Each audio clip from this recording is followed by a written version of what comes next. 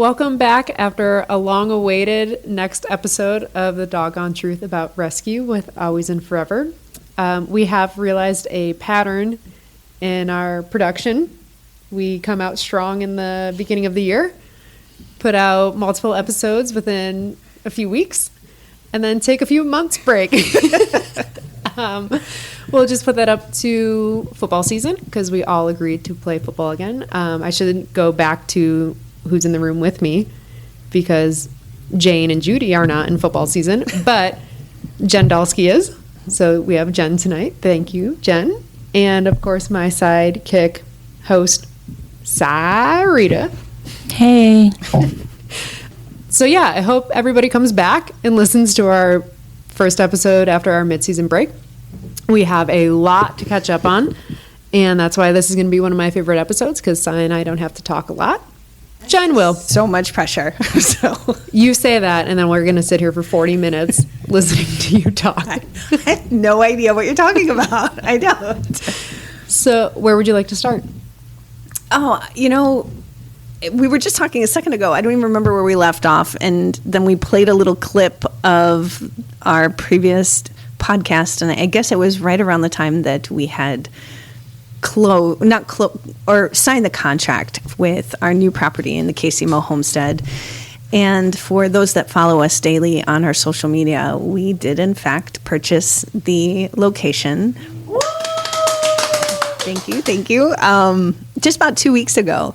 So, I had a couple people reach out to me and want to know more about how we did it, to share the story. And honestly, and I'm going to take the time to meet with them because I think so much about what we do and how we want the future to change is sharing what you know, sharing what you've learned, and inspiring someone else to have the courage to try. So, but ultimately, it was a dream that we put out there, that when you have that feeling in the core of your soul that you know you are meant to be doing something that only God can help you do, that is so much bigger than yourself, and that you have not only the faith that it will come true, but the courage to try, that is what builds not only character, but confidence to speak to others and to speak to your team and say, look what we did together.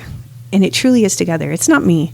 I might be the voice that you hear or the face that you hear or see sometimes within a video. Okay, can we just preface it's 7:00 at night and things come out of my mouth that are not always coherent? Sometimes I look at your face and can hear it. Okay, so that works too.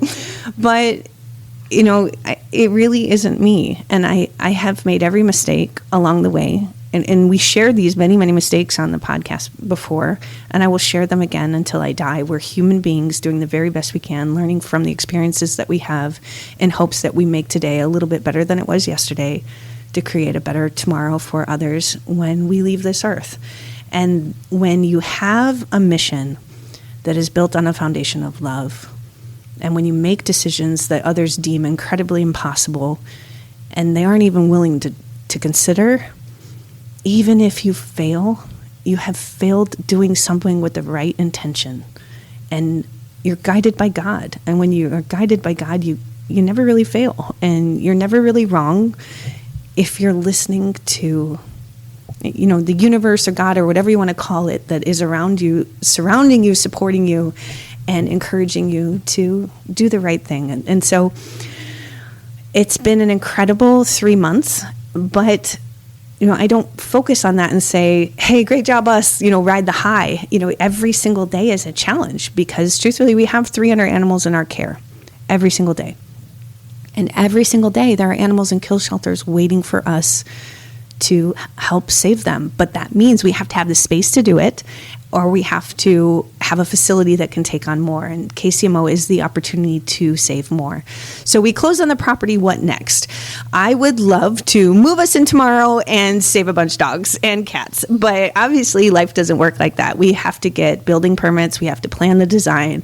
We have to raise about $2 to $3 million to renovate the building to be the shelter that we want it to be. And how do we want that shelter to be? We want it to be a shelter that no one else has seen before. Why? Because it truly will be a home for the dogs and cats while they wait for their forever home or foster home. So what does that mean? How do I see that? We don't have the design yet, but I see it as 8x8 suites. Now think about the size of that for a dog, with a recliner, with, I think they're called Corunda beds because those are indestructible, where they have the doors that are slanted and tinted so that when another dog walks by, that there's no kennel fighting, and then are soundproof, that has the HVAC system that takes into account air circulation to help disease prevention. And then I think about the cat facility that we're going to have that protects them against contagious diseases with ample sunlight and skylights, and everything is taking into account the quality of life of not only the animals, but the human beings too. And I'm going to say this again. I know I say it all the time. Our dream is to wake up in a world where every single animal is treated with kindness, dignity, respect, and most importantly, their life has been touched by love, even if only for a moment. I love that mission statement with all my heart. We didn't have that when we first started this rescue. It just kind of evolved as we evolved. But as we evolved, one thing that sets us apart, and where I truly will be a broken record and say a million times, it is not just about the animals. It is easy to love the animals. It is easy to care for the animals the way we should care for them, the way God intends for us to care for them. It is a million times harder to treat a human being the same way, to treat your staff, to treat your volunteers, to treat every single team member, supporter, volunteer. Watch how people treat their animals and watch how people treat their people. Get to know your rescue, get to know your shelter. It's about building a community where people come to work, where they get to love and care for all of the animals, and they know that it's reciprocal, that we love and care for them too. So when you pay minimum wage, you're going to get minimum effort, and people will feel like they're not worth what they're worth. And you have to invest in people. You have to do everything to make their lives how you want our animals' lives to be, filled with love. We don't want them to go home and suffer too. So it's changing the way shelters are run, and asking donors to believe that we need to do more. We need to push ourselves beyond what we feel comfortable doing and saying, this is worth it. We are changing the lives. Not only are we saving the lives of animals, that's the easy part. I get so many people that come to me and they say, I want to be in rescue. I just don't want to deal with people. Can you give me a job like that?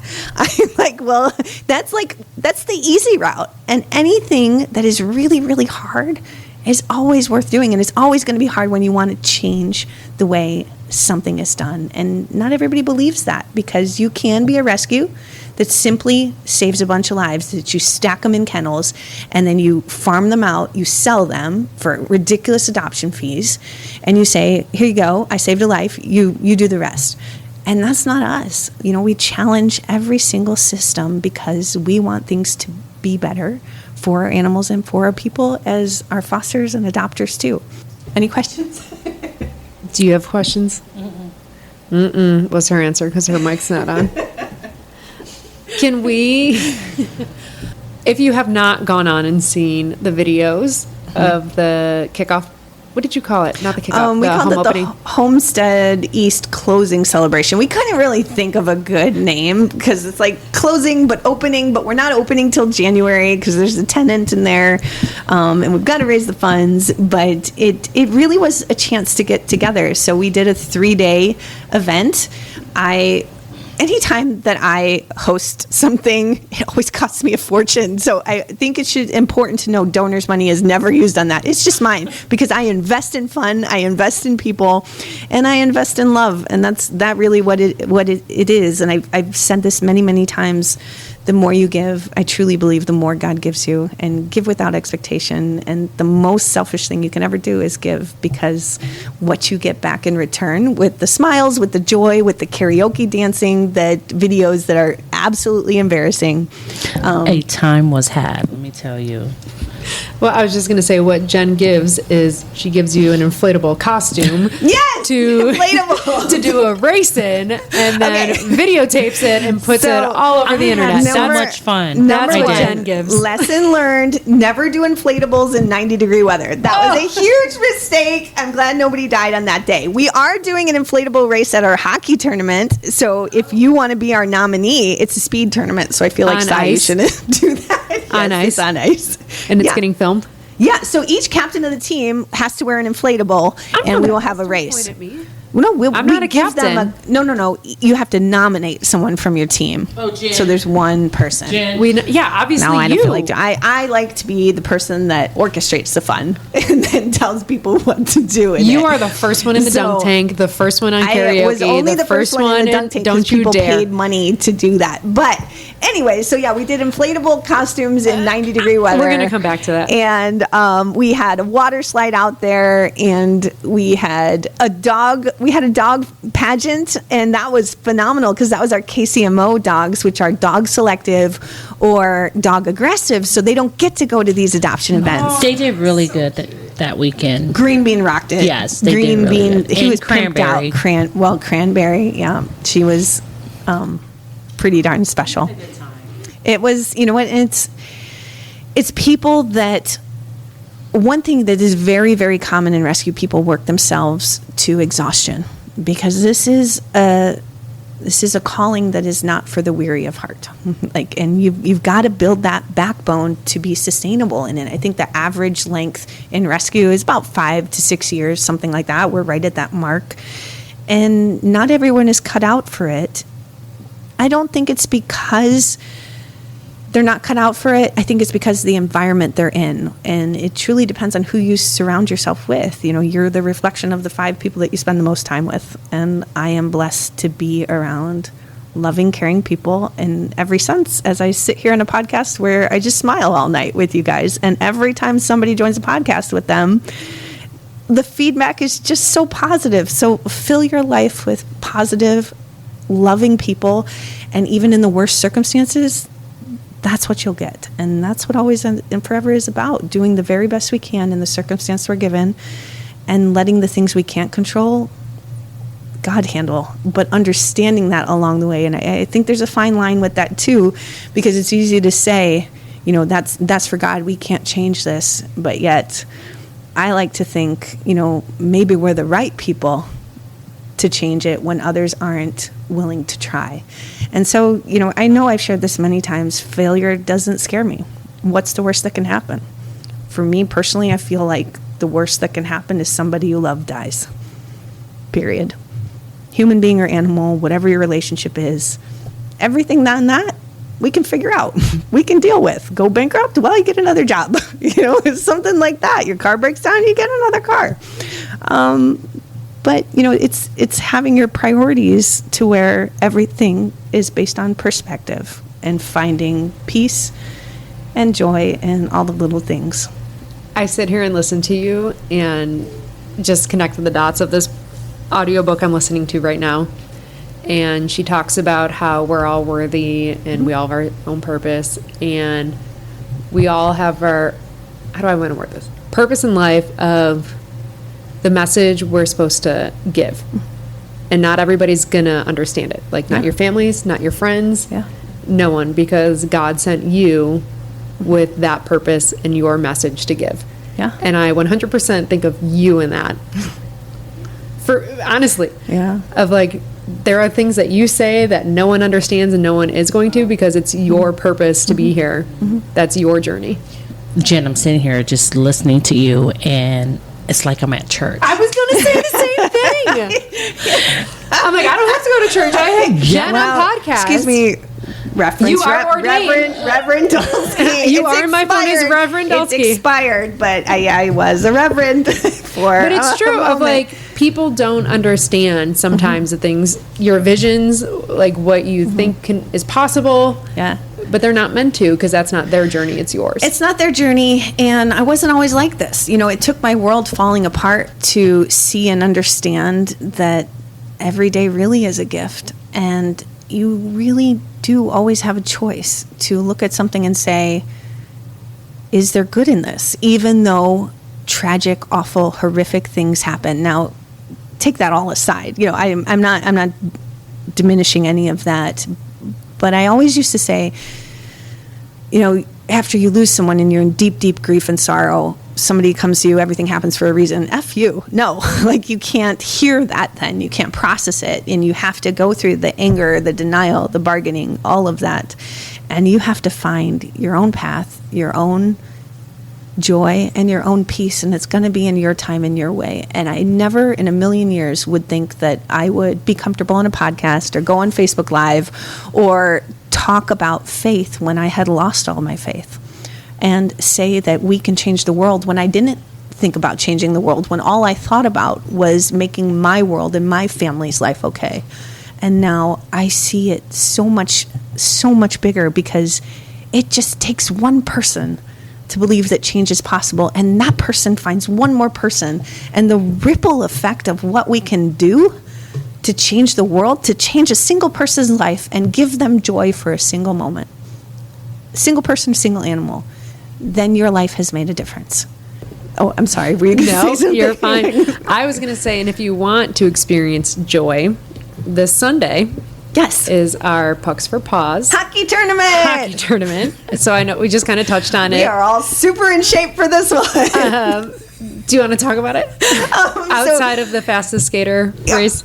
We will be at the KCIC ice rink. I think it's in Shawnee. It's literally all day from like 6 a.m. to 11 p.m. It is a long day. So it's 3 or 4 games. I guarantee you I'm going to tap out.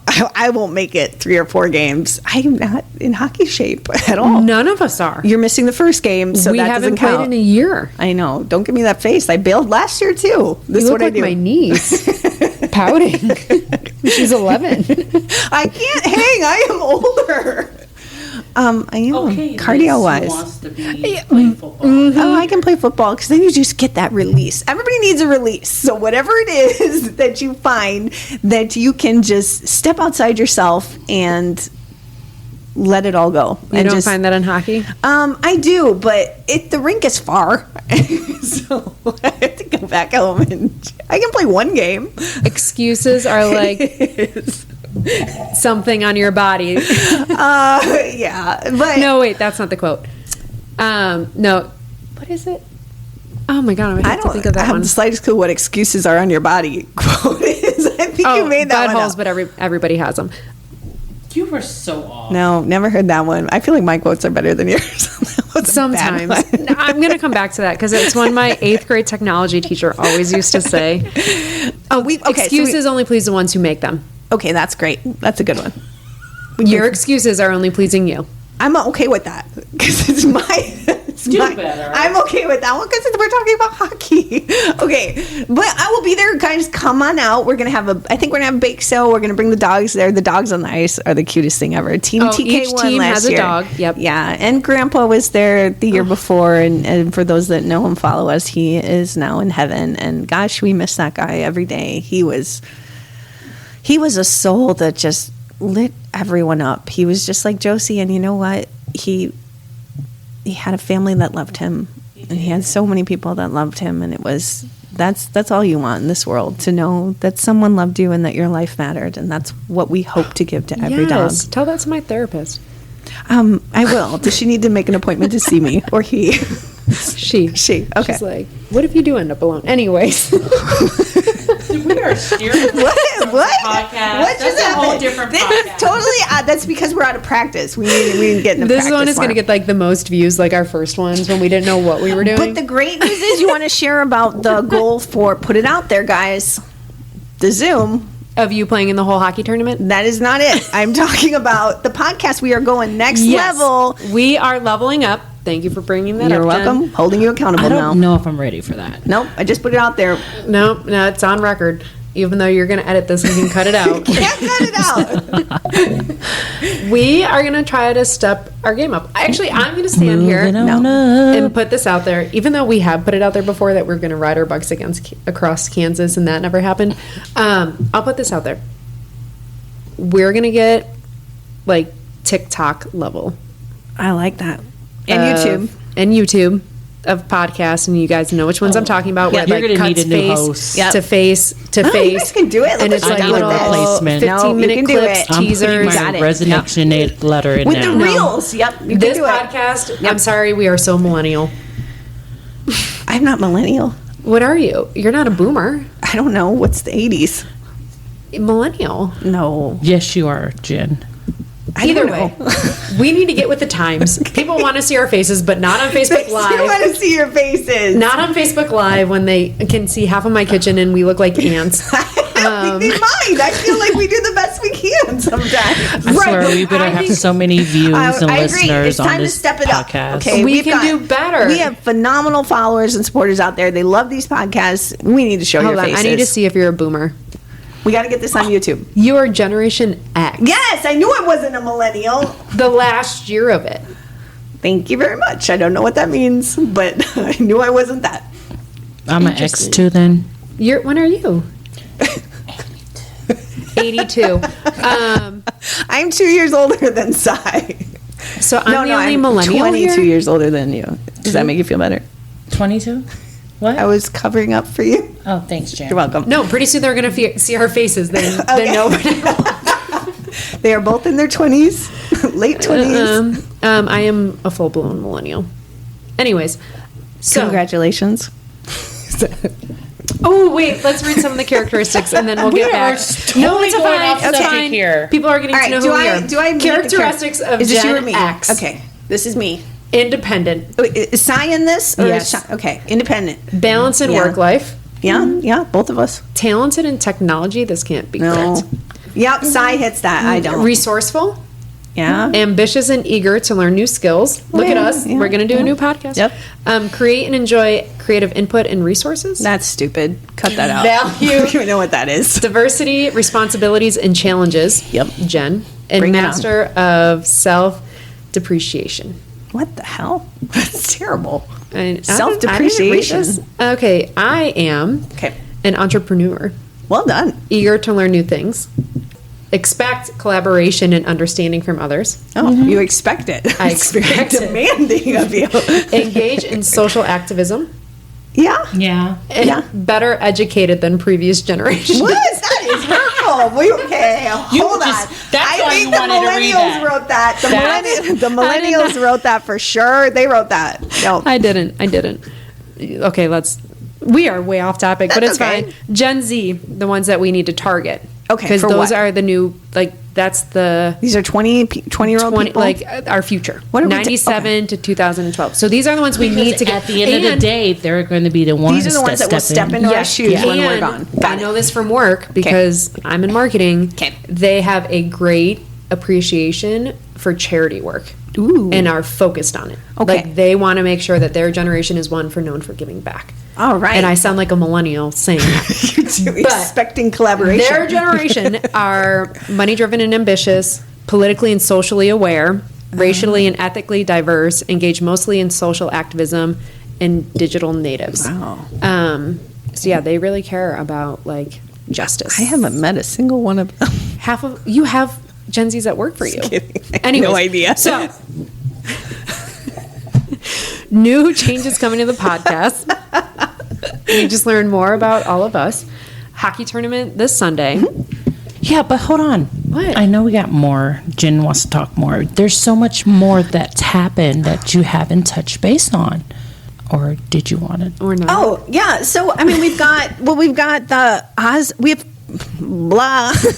Good job, Sai. There is. Every single day is different with us. And we have an upcoming application for a USDA loan with the federal government to renovate the Osawatomie shelter. And anybody that's seen the Osawatomie shelter or have listened to previous podcasts us talking about it, this is a shed in the middle of nowhere. And to renovate the shelter just to get it to where it's sustainable, safe, and sound for not only our animals but our staff too. It doesn't even have a functioning bathroom. The septic needs to be replaced. There's no windows. There's no insulation.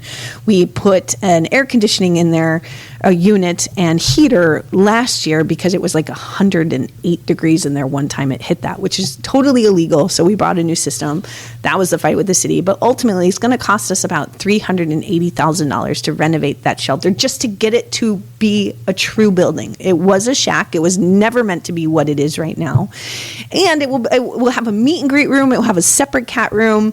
It will have a bathroom. It will have additional kennels. The layout will change a little bit. It's going to be beautiful, and it will be something that we are incredibly proud to put our name on. We're proud of it now just because of the history going from 100% kill to a true no kill. And by true, I mean not one single animal ever dies for space there. So we're finishing up the loan for that. That should take about a month and a half for approval. And then once we get the approval, it will take 3 months to renovate it with construction wise. So by the end of the year, we're going to have a brand new shelter there, which is phenomenal for our staff. Talk about incredible staff. 5 years there and no bathroom. 5 years there and no bathroom. Porta potties? We did, after 2 years, a light bulb went off in my head. I wish it would have been sooner, and we started to rent a porta potty. But what were they doing? well, it's called the Woods, and yeah. You were raised out in the country? No, I mean, I know that, but that wasn't like a county ran, because you weren't over it at that point. we didn't run it. Yeah. No, the city, they wouldn't pay for a porta potty. Yeah, so it's Like, that's a city it was a entity. city run, right? We didn't have, so we emailed them and asked them, reached out to them and said, Like- can we rent a porta potty and put it on your facility? And they said, yeah, but we had to think of it. We had to pay for it. But they had workers The at a facility with no restaurant. Well, we were the workers and we were Right. volunteers, so it was a But- service agreement, right? I know. You know what? You Anyway. do the best that you can in order to save lives. And our staff, they never complained once because they knew if they weren't there, the animals wouldn't get fed, walked, and they would be put to sleep. So that's why I say it's not. You may see my name, but it's not just me. There's so many heroes behind the scenes. And when I first started this, I didn't want people to know who I was. I didn't want people to see my face or associate Always and Forever with me because I wanted it to truly be a grassroots movement of, guys, this is us. We built this barn together. We built this community.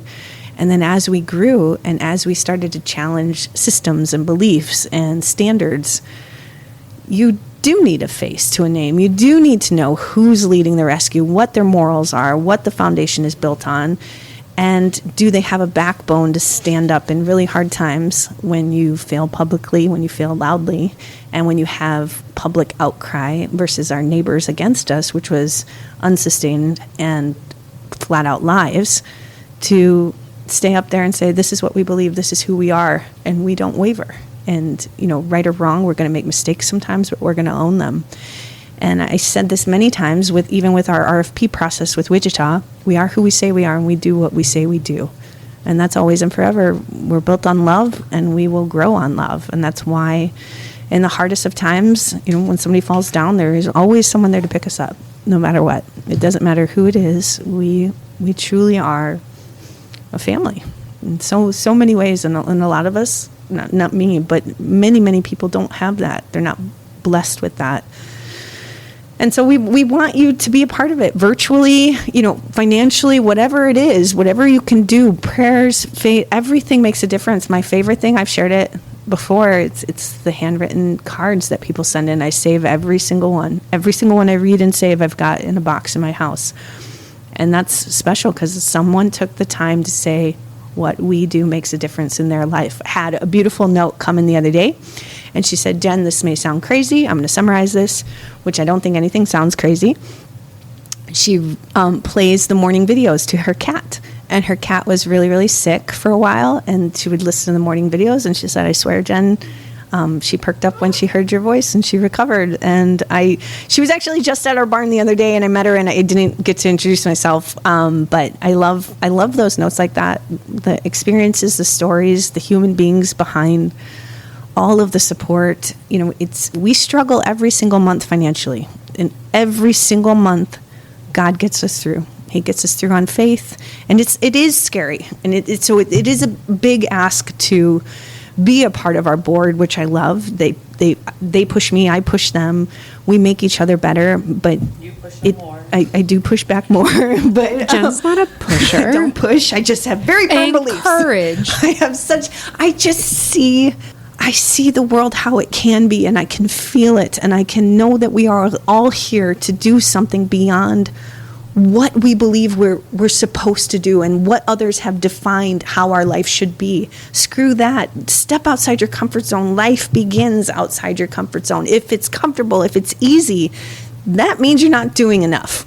If you're just riding the waves and you're just going along and you're saying it's great, what are you doing?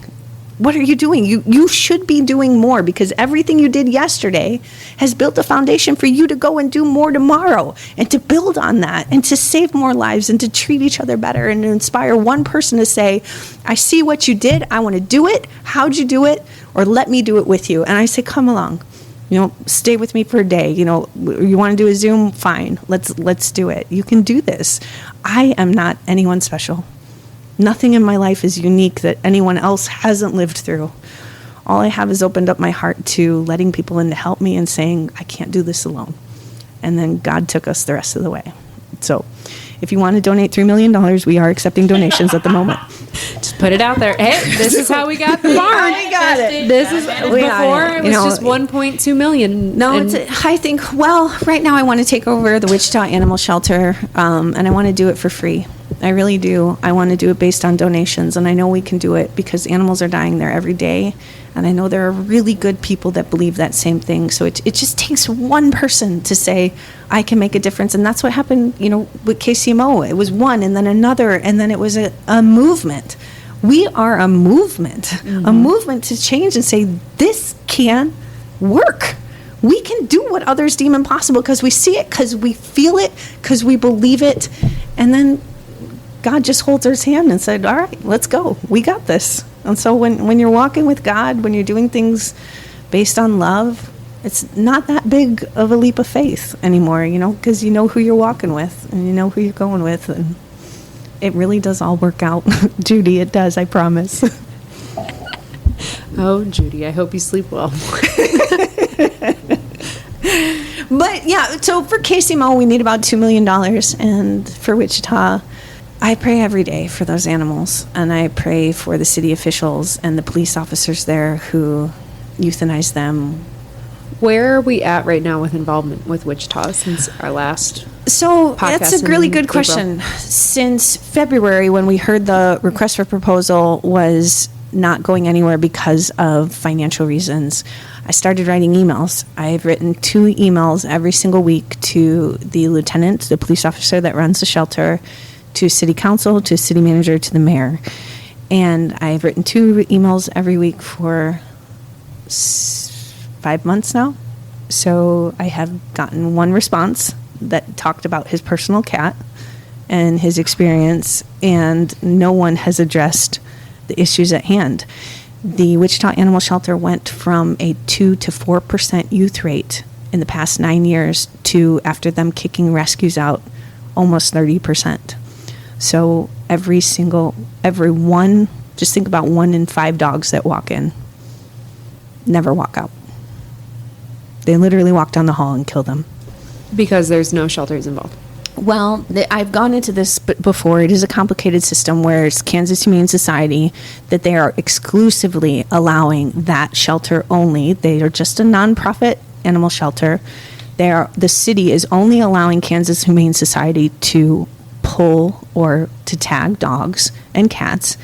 And in order for any other rescue to save one of the dogs' lives, they have to sign an agreement with the Kansas Humane Society that says you will not call Wichita Animal Shelter or Kansas Humane Society a kill shelter or say anything derogatory about them to imply that there is a death sentence, or allow any of your followers or people on social media to comment on with that. That is absurd. How do you have control over it? Number one, it's a gag order. It's against your followers. It's against your First Amendment right if it is a city-run entity. Freedom of speech. It's exactly right. And the city denies that they are an extension of the city. However, if they are giving them exclusive control to do that, then in fact they are. We've pursued potentially a lawsuit in that sense. I don't want to sue them. You know what I want to do? I want to help them. I want to save their animals' lives. So I've begged them for 4 months. I've presented them options. We have offered to pay to vaccinate every single animal upon intake, all for free. We've offered to put staff in there at our own expense. And upon the only condition that Wichita Animal Shelter let us save a life directly from them, not through KHS. So, KHS, you're talking money. You're talking they sell dogs for between $800 to $1,000, for adoption. They brought in $9 million in revenue last year. You're talking big money nonprofit, big donors connected. And so, it's David versus Goliath in this one. And Where does the money go? I'm sorry, if they have that much money, how are they not saving all of these dogs? Exactly. you've got to care, and you've got to want to. And you know what? We don't care about the ones they take. There's no denying that they save lives. Right. But we do care about the ones they don't want. We have been fighting for the leftovers, just like Beauties and Beast has. Beauties did this for a decade. We've been doing this for about a year now in this fight. And I swear to God, if you walk in a kill shelter, if you see the environment, if you feel the energy in there, and when you leave changed. And you know that you can never stop. And you can never stop fighting or thinking of a different way. And Beauties, they were forced out. They were forced out. We were forced out. It doesn't even matter if we sign that order. The second we put up one plea for a foster, they'd kick us out. But it's on principle that it is wrong. It is against our rights, and we should not be forced to sign something that is unethical and immoral. But we've gotten nowhere with logic, with reason, with different proposals, yet we keep trying. And so it's got to be ultimately up to the people to decide it's time to change. So now we're working on a grassroots movement in Wichita to get an advocacy group together to say, okay, city, the time to change is now. What do we want? We want transparency, and we want access. We need to be able to go in and see our animals. It is a publicly funded municipal shelter. Taxpayers pay for the police to kill them and for KHS to decide who lives and dies, and whoever they don't want is just incinerated. That's exactly what it is. And the citizens need to know.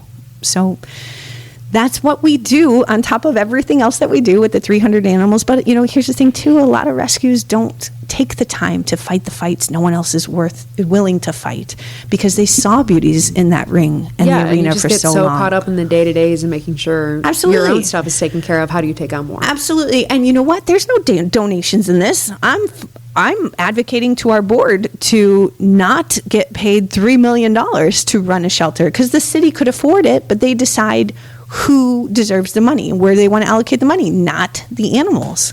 So what's right or wrong in this? I don't know.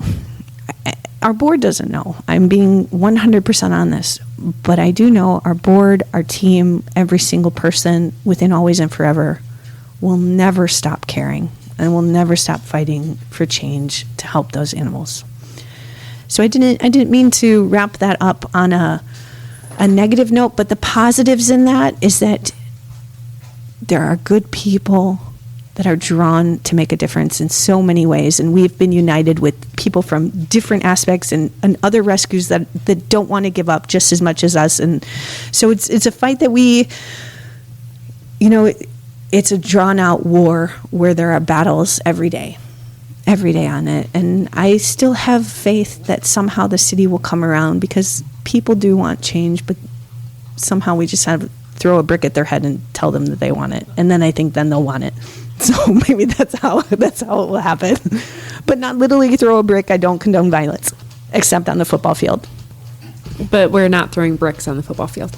No, I don't Throwing condone that. pancakes. Oh, yeah, that's just She's just tossing helmets off. Just punching Oh my helmets God, off. I did. We can Not Okay, one wait, wait, wait. time. No, Let's- it wasn't one time. It was quite a few times. No, I punched that girl in You the did. chin like 6 times, and her Wait, do helmet we flew wanna off. post this? That's fine. No, we were in an all-out battle. She was punching me left and she was holding me nonstop. Her helmet flew off. She didn't clip her helmet on purpose. She Yeah. was so mad when you did that. I know. That's why I kept doing it. Anyways, like Jen said Everybody earlier, needs a release. everybody Remember needs their release. Reverend Dulski. Let's go back to that. Reverend Dolsky was punching somebody. No, I'm just kidding. It was legal. I never got called. It was on the football field. Yeah. I It's played fine. defensive line, so everybody put that in Yes, context. let's give some background Yeah, context and here. she had about 100 pounds on me. You are on the D line offense. It gets scrappy in there. Gosh, she was scrappy. That's why you are lucky I don't play there. Anyways, this is way long of an episode. I feel like this is a good one. It was good. I Yeah. think I'd be people. so mad if you get more money. What is your? I'm setting up my fundraising page for Pucks for Paws right now as we I've speak. had mine on for like 3 weeks now. What is your fundraising goal at? 500? Oh, Isn't that where it's supposed to Come be? on, what is it guys. supposed to be? Donate to Size Team TK. I mean, no, yeah. I'm sitting right here, Jen. No, I'm talking the podcast land. Why can't they donate to me too? Because you're late to the game. She's had her up for a while. I've been trying to limit my social media presence.